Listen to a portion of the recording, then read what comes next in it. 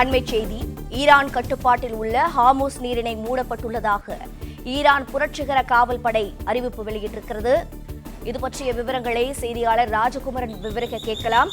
ராஜகுமரன், வணக்கம். தற்போது இது இந்த உலக பொருளாதாரத்தின் மீதும் இந்திய பொருளாதாரத்தின் மீதும் என்ன தாக்கத்தை ஏற்படுத்தும்? கிட்டத்தட்ட 40% கச்சா எண்ணெய் வர்த்தகம் இந்த ஹார்முஸ் நீரிணை வழியாக நடைபெறுகிறது. மேலும் விவரங்கள் என்ன? ஹார்முஸ் நீரிணை என்பது பெர்ஷிய வளைகுடாவையும் அரபிக்கடலையும் இணைக்கக்கூடிய ஒரு கடல் பகுதி என்று கொள்ளலாம்.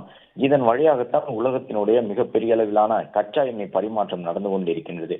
கப்பலில் ஏற்றிச் செல்லப்படக்கூடிய கச்சா எண்ணெய்களில் 20% 40% வரை இந்த ஹார்முஸ் நீரிணையை சார்ந்திருக்கக்கூடிய சூழலில்தான் தனக்கு இருக்கக்கூடிய வாய்ப்புகளில் ஒன்றாக அமெரிக்காவிற்கு எதிரான போரினுடைய அந்த நீட்சியாக இந்த ஹார்முஸ் நீரிணையை ஈரான் மூடியிருக்கின்றது.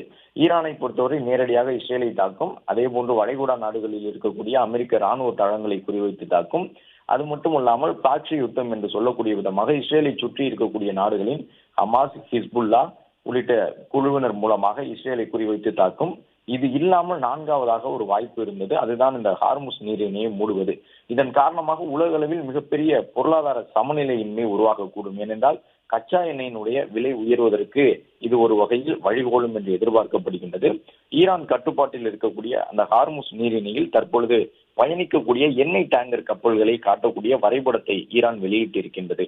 ஹார்முஸ் நீரிணையை கடக்க முயற்சிக்கக்கூடிய கப்பல்கள் தாக்கப்படும் என்று ஈரானினுடைய புரட்சிகர காவல்படை தற்பொழுது எச்சரிக்கை விடுத்திருக்கின்றது. இதன் காரணமாக இந்த ஹார்முஸ் நீரிணை வழியாக செல்லக்கூடிய கச்சா எண்ணெய் போக்குவரத்து பாதிக்கப்படும்.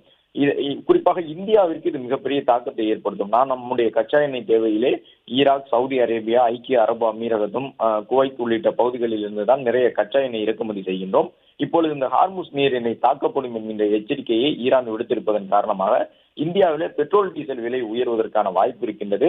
ரூபாய் மதிப்பு குறைவதற்கான ஒரு சூழலும் இருக்கின்றது. கச்சா எண்ணெயை கொண்டு வருவதற்கான போக்குவரத்து செலவு அதிகரிக்கும். எனவே உணவுப் பொருட்களினுடைய விலையும் உயர்வதற்கான ஒரு வாய்ப்பு இருக்கின்றது. கச்சா எண்ணெய் விலை திடீரென உயரும் பொழுது இந்த பங்குச் சந்தைகளிலும் மிகப்பெரிய தாக்கத்தை அது ஏற்படுத்தும். அது மட்டுமல்லாமல் கப்பலுக்கான அந்த காப்பீட்டு கட்டணத்தையும் அதிகரித்து விடுவார்கள். இது வெறுமனவே பெட்ரோல் டீசலுக்கு மட்டுமல்லாமல் எல்பிஜி உள்ளிட்டவற்றுக்கும் மறைமுகமாக ஒரு விலை உயர்வுக்கு வழிவகுக்கக்கூடிய காரணமாக அமைந்துவிடும். சமையல் எரிவாயு, மின் உற்பத்தி உள்ளிட்டவை எல்லாம் பாதிக்கப்படுவதற்கான ஒரு சூழல் இருக்கின்றது. எனவே இந்த ஹார்முஸ் எவ்வளவு நாட்களுக்கு ஈரான் இது போன்று தடுத்து வைத்திருக்க போகின்றது என்ற ஒரு கேள்வி முக்கியமாக இருக்கின்றது. இந்தியா போன்ற கச்சா எண்ணெய் தேவையை பெரிய அளவில் சார்ந்திருக்கக்கூடிய நாடுகளுக்கு இந்த செய்தி ஒரு வகையில் ஒரு பேரிடி என்றுதான் சொல்ல முடியும். எனவே ஹார்முஸ் நீரிணையை ஈரான் எப்பொழுது வேண்டுமானாலும் மூடக்கூடும் என்று எதிர்பார்க்கப்பட்ட நிலையிலே தற்பொழுது அதிகாரப்பூர்வமாக ஈரான் தரப்பிலிருந்து இந்த தகவல் வெளியிடப்பட்டிருக்கின்றது.